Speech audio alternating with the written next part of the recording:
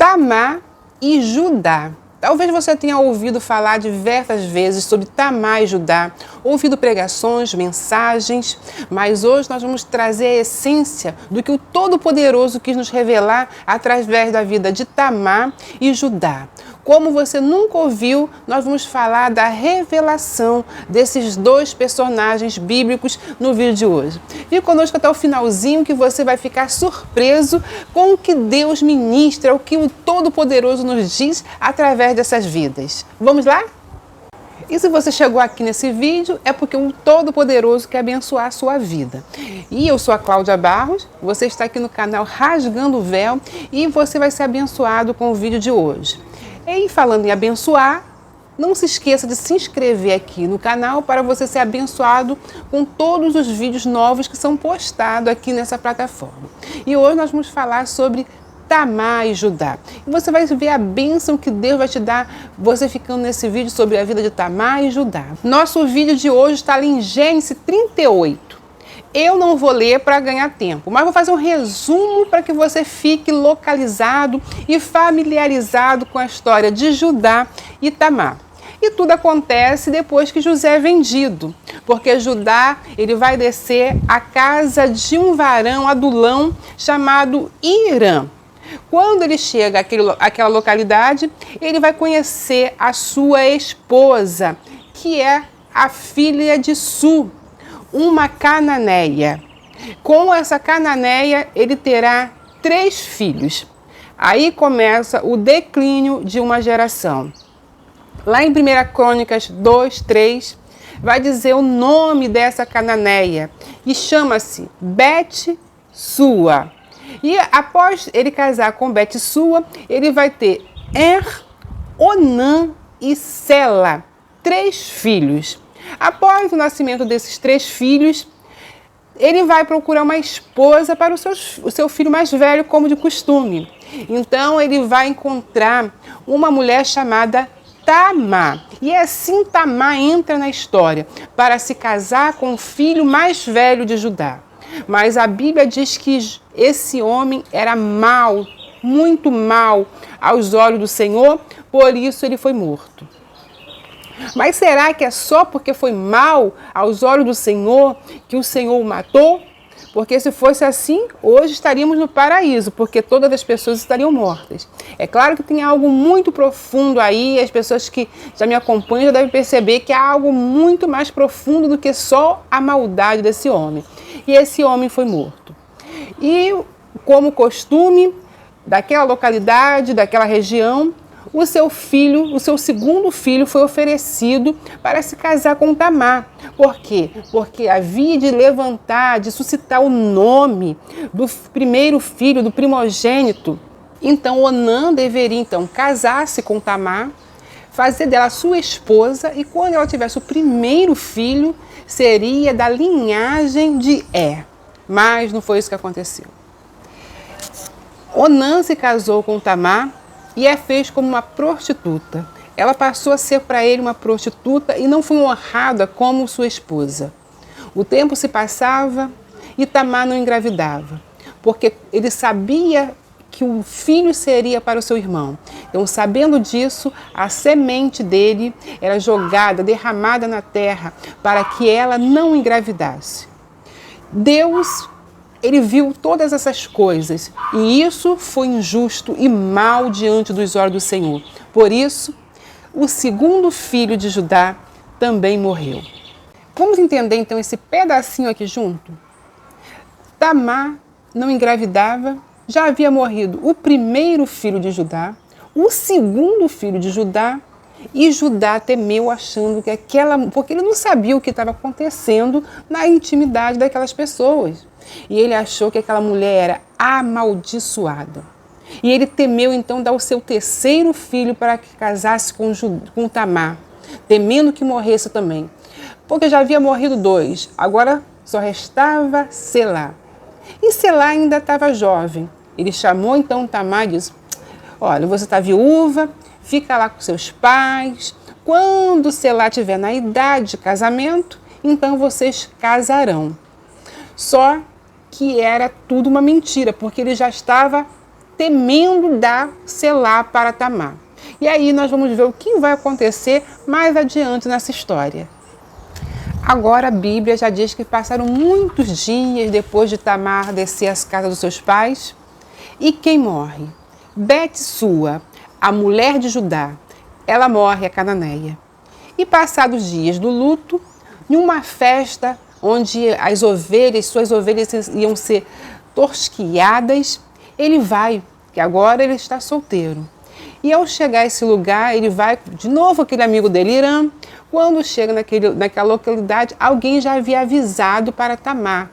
E Tamar, ela tem uma ideia. Ela tira suas roupas de viuvez, veste-se apropriadamente, coloca-se um véu e chega àquela festa em uma esquina, em uma fonte. Ela fica ali porque ela sabia que seu sogro ia passar por ali. E quando ele passa por ali, ele olha, diz que ele a tem, os seus olhos a vê como uma prostituta cultural, uma prostituta dos deuses, vamos dizer assim. E ele se oferece para ficar com ela. E ela pede algo em troca. E ele diz, eu vou entregar um cordeiro, vou te oferecer um animal. E ela fala, não, mas antes disso, o que a gente faz? Eu quero alguma coisa para firmar esse acordo. E ele deixa com ela 3 coisas. O seu anel, o anel que é algo importantíssimo, que sela cartas, que cada um tem o seu, ele deixa com aquela mulher o seu anel, o seu selo, deixa o seu cajado, que é a autoridade, e deixa um cordão. E ela vai embora e ele manda alguém levar lá de novo para pagar o sacrifício, o cordeiro. E ninguém ouve falar de nenhuma prostituta daquela qualidade naquela região. E volta e ele fica pensativo, mas já foi. Eu acho melhor eu ler, que está aqui, ou pelo menos aqui em Gênesis 38, 24. E aconteceu que, quase 3 meses depois, deram aviso a Judá, dizendo, Tamar, tua nora, adulterou, e eis que está pejada do adultério. Então disse Judá, tire-a fora para que seja queimada. Ora, quando a gente vê essa palavra aqui de Judá, que ele manda a mulher ser queimada, nós vamos ver que essa mulher, ela tem uma pena maior do que todas as mulheres, porque normalmente as mulheres são apedrejadas, mas ele mandou que Tamar fosse queimada. Quando nós olhamos então para Levítico, nós vamos perceber que as mulheres que adulteravam e eram queimadas eram as filhas dos sacerdotes. Então, a Bíblia nos aponta já nessa palavra aqui que Tamar não era uma mulher qualquer. Ela era filha de sacerdotes. A Bíblia não menciona muito a família, mas já sabemos que Tamar tem algo especial em Tamar, hein? Vamos já tentar. Tamar é filha de sacerdote. E vamos continuar então aqui, porque Tamar, ela vai estar grávida de 3 meses. E antes de ser queimada, né, o que Judá pediu, ela manda os pertences dele e diz, eu estou grávida do dono desse cajado, desse selo e desse lenço ou cordão. E quando Judá vê aquilo, ele entende que ela é mais justa do que ele. A justiça de Tamar, ele reconheceu os pertences e nunca mais a conheceu. Mas dessa união saiu a gravidez de Tamar e ela ficou grávida de gêmeos. Ela deu à luz a gêmeos. E algo acontece no parto, porque ela vai ter o primeiro filho, põe a mãozinha para fora e a parteira marca, porque o primogênito, é muito importante a primogenitura, então marca o primogênito com uma fitinha vermelha. Mas aí ele volta com a sua mão. E aí quem sai? O segundo filho é o Pérez. E Pérez, como nasce, abriu a madre, Pérez se torna o primogênito. Mas o segundo filho, ele também mostra algo maravilhoso, que ele tem uma fitinha vermelha e nós sabemos que isso marca o sacrifício de Cristo.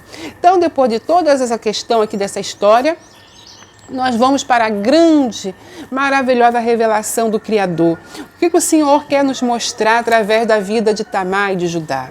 Bem, nós vamos precisar lembrar do filho, do quarto filho de Judá. Nós precisamos lembrar que nós estamos falando do quarto filho de Lia com Jacó, chamado Judá, aonde havia uma grande promessa, né? A promessa que o cetro jamais se apartaria dele e que dali sairia a linhagem do Messias. Então, o que acontece com a história de Judá?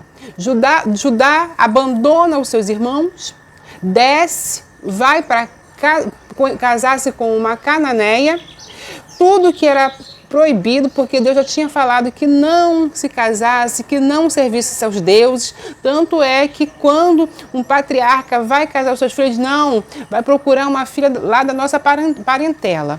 Então, o casamento entre os cananeus não era permitido, mas Judá casa justamente com uma cananeia. E ele vai dali ter descendência, que são os 3 filhos, sendo que essa descendência de 3 filhos é fora da visão de Deus. Porque se ele traz se ele coloca essa genealogia que está sendo apresentada aqui dentro da família de Jesus, dentro da linhagem de Jesus, ele ia quebrar a promessa que havia sido feita. Então, sendo maus, o caráter daqueles 3 rapazes não era o suficiente. O mais importante era a promessa que Deus havia dito, que da tribo de Judá viria a linhagem real. Por isso, Deus ele vai suscitar Tamar. Tamar, ela entra na história para salvar uma linhagem. Ela entra para salvar a linhagem messiânica.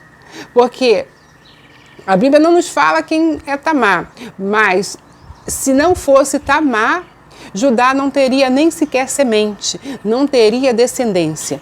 Mas Tamar entra nessa história, dá descendência para Judá, onde vai nascer Pérez, aonde ele está contado lá na genealogia de Cristo. Pérez, ele é contado como antecessor do Messias. Então, esse grande mover dentro da história de Judá e Tamar não é só uma história de traição, não é uma história de mentira, não é uma história de adultério, é uma história muito mais profunda, onde Tamar, ela surge nessa história para que a linhagem do Messias prossiga. Olha, já vi que nós vamos ver então que há gêmeos, que um é o Pérez, que dá linhagem, e o outro você vê que porque um nasce, bota uma fitinha vermelha, volta. O que quer dizer isso? Isso também já quer dizer que ali em Tamar já estava mostrando que daquele ventre que foi Judá e Tamar, que gera essa descendência, há também um sacrifício. A gente vai lembrar lá de Raabe, que bota aquela corda vermelha. Isso tudo está se apontando para a cruz. Então, esse mistério todo, para que essa cordinha vermelha, que diferença faz para a gente? Muita diferença. Está apontando para a cruz, para o sacrifício de Cristo, pelo derramado sangue, essa cordinha vermelha. Olha, espero que você tenha gostado do vídeo de hoje. Fique com essa palavra e até o próximo vídeo, se o Senhor nos permitir, gente.